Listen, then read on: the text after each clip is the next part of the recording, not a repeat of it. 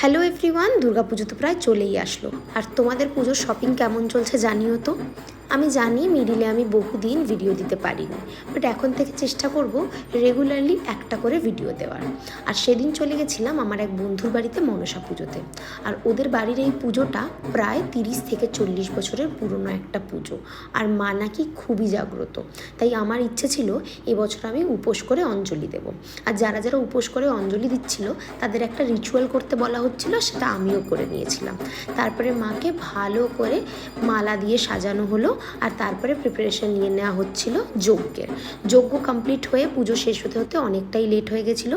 তারপরে যজ্ঞের টিকাও নিয়ে নিয়েছিলাম। যেহেতু অনেকটা লেট হয়ে গেছিলো তাই চলে গেছিলাম খাওয়া দাওয়ার পর্বটা শেষ করে আসতে। খাওয়া দাওয়ায় যেটা ছিল সাদা ভাত, লেবু, আর সাথে ছিল লাল শাক, বড়ি আর বাদাম দিয়ে ভাজা, যেটা কিন্তু খেতে খুবই সুন্দর ছিল। তারপরে চলে এসেছিলো ডাল আর ঝুরি আলু ভাজা। যেহেতু ঝুরি আলু ভাজা তাই চেয়ে চিনতে 2-3 বার নিয়ে নিয়েছিলাম।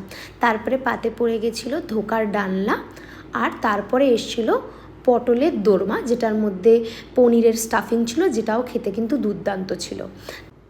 তারপরে পাতে পড়ে গেছিলো আনারসের চাটনি, পাঁপড় আর পায়েস। খাওয়া দাওয়া কমপ্লিট করে আমরা বন্ধুবান্ধব কিছু ভিডিও তুলে নিয়েছিলাম। আজকের ভিডিওটা এইটুকু।